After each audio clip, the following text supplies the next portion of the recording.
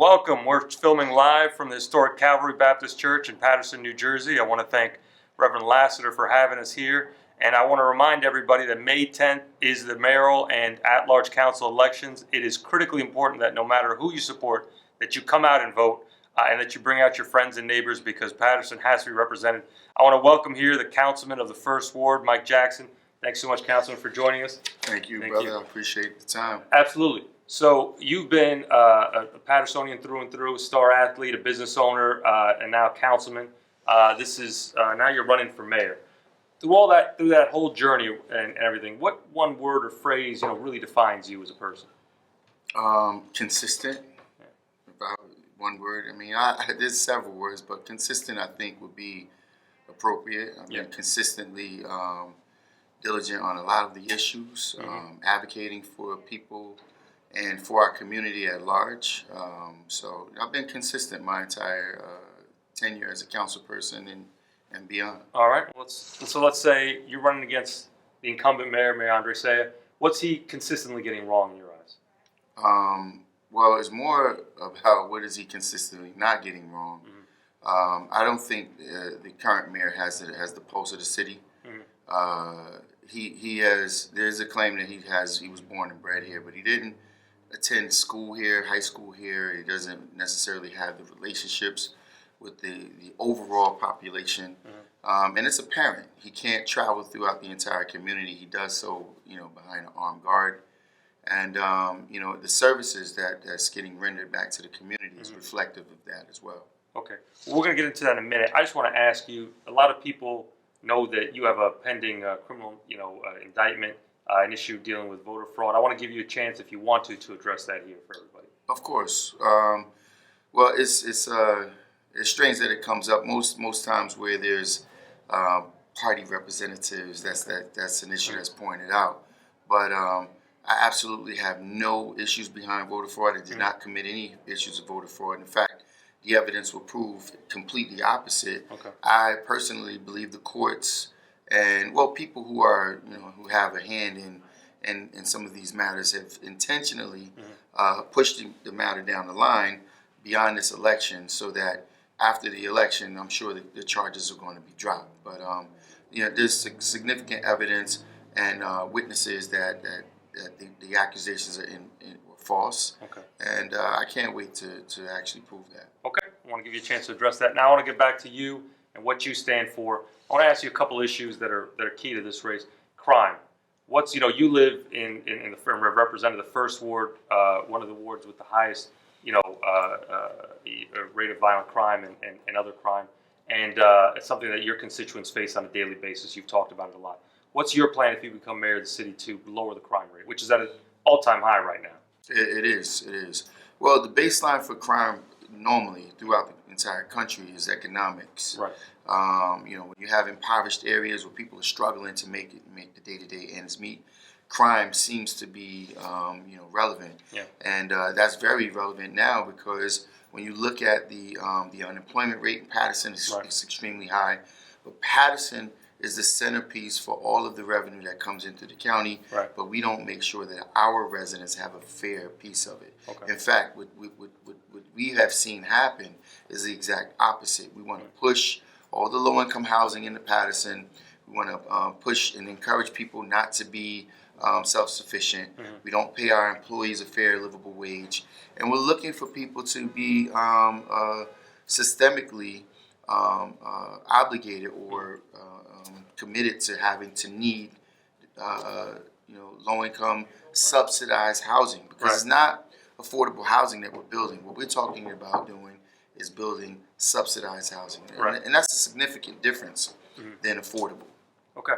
Now let me ask you specifically. The mayor has talked a lot about taking pride in saying that he's putting more cops on the street. He's added to the police force from when he started, and a lot of other people in the community are saying that they want less cops on the street. They want to change the way that the police station is managed, or the way the funding is managed. What's your view on the number of police on the beat? So basically, through attrition, meaning we lost officers due to retirement and other things that impact the department. When you look at the numbers, they're pretty much leveling off. I mean, we're losing a great deal because Cops are looking to, those that have been here throughout the years are looking to just buy out and get out, right. while they can. And but when you look at the management of the department, that's really where the focus needs to be. Right. Troy Oswald had a very strong stance. He came in. He was hard on crime, not only in the street but within the department. Right. And he's talking about regulating the department in a manner in which it could function better. Mm-hmm. If you look at this last issue where a young man was taken into police custody, and now he's all of a sudden missing. Right. And then the city just negating their responsibility. First of all, those young officers were poorly managed. Mm-hmm. They were poorly supervised, and that means it trickles down from the top, meaning the chief of police, and even, more importantly, the mayor. So when you look at, the impact that it's had for poor management, it's reflective of the services that's being, delivered to the community. And lastly, when you think about the fact of where the department could have gone had it been under very strong leadership, right. I think we definitely would not have set the record with violent crimes. Right. And I would also like to point out, we're not going to be able to police our way out of these issues. Right. Obviously we'd like to see some more comprehensive policing, more community-friendly policing, but more importantly, we have to provide programming by way of youth programming and even seniors programming that's going to reduce the tension in the community and possibly eliminate a lot of the violent crimes. So let me ask you a different issue, but related. Cleanliness in the city, the streets, and our business districts, and all of that. Mm-hmm. A lot of people would say that there hasn't been much change in the situation. There's been no change. In fact, it's gotten worse. And what would be your plan as mayor to address that? So first and foremost, I don't know if you're aware, because during your tenure as a freeholder, as a chairman for the county, I have been a staunch fighter against the way in which the downtown city is being managed. So that's an additional tax that we add to the local business owners in that downtown area. And the former director poorly managed the entire thing. The current director simply outsourced it. Okay. So we outsourced it to a third-party company, and you see the results of that. The downtown area is this consistently dirty.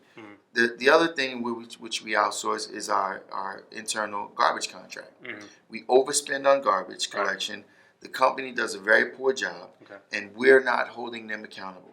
We should have our own inspectors traveling with this garbage company on a day-to-day basis, hold residents accountable for not properly putting their garbage out, and more importantly, hold this garbage company accountable. Instead of dumping half of the can on the street, make sure they pick it up the way the contract says it's supposed to. Right. Make sure they place those garbage cans back in front of people's houses instead of just tossing it around and the additional garbage just winding up on our streets. But you're suggesting that the homeowners as well, the business owners as well, also need to be accountable in terms of. Of course, the level of accountability needs to be there. Yeah. This administration, they got rid of the former director of community improvement, who was doing a phenomenal job. He had 12 inspectors. They reduced his department down to 2, and then they got rid of him because he was holding people accountable. But he's holding the wrong people accountable, the contributors to the mayor's campaign.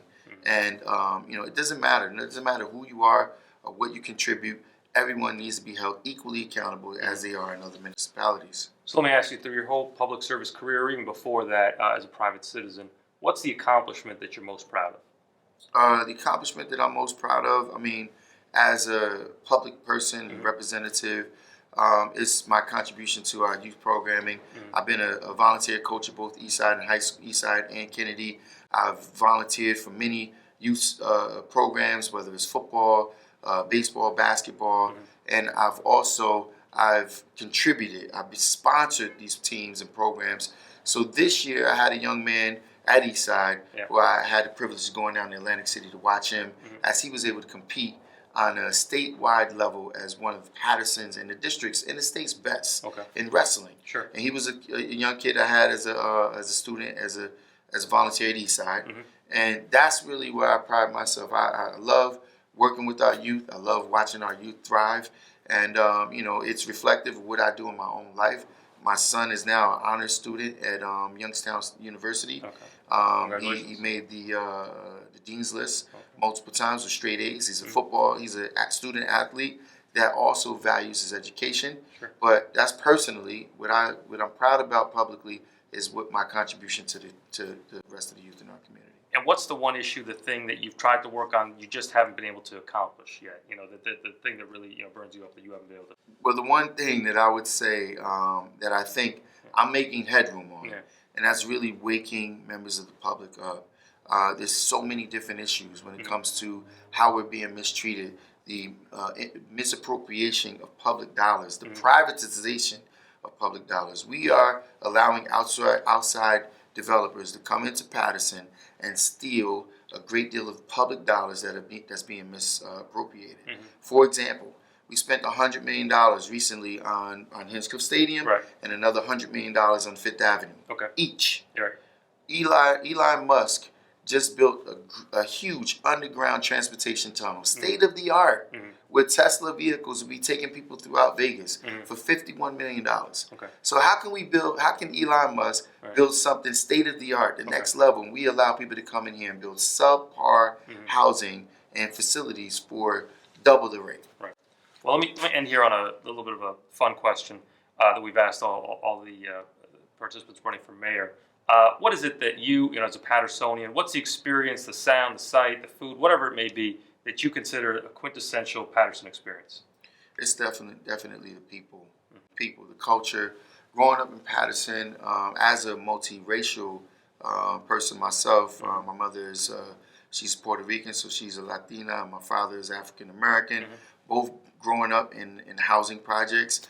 But the culture that existed throughout the years of me growing up in the city, certain sounds and smells of various cultures, whether it's Hispanic, whether it's African American, whether it's Italian. Paterson has been that multicultural melting pot that I've always known it to be. And if I would say the one quintessential thing outside of playing sports, of course, but we all kind of, came together in those common grounds. It was a matter of culture, mixing.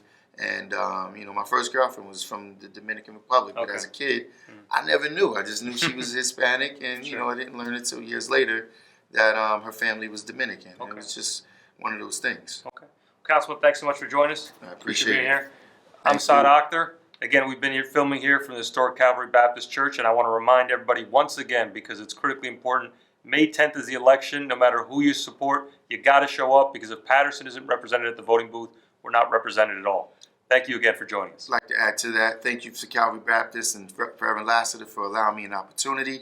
And I would say it is extremely important to get to the polls, but more important of who you support the right person that's going to change our community. Thanks again, Councilman. Thank you. Thank you.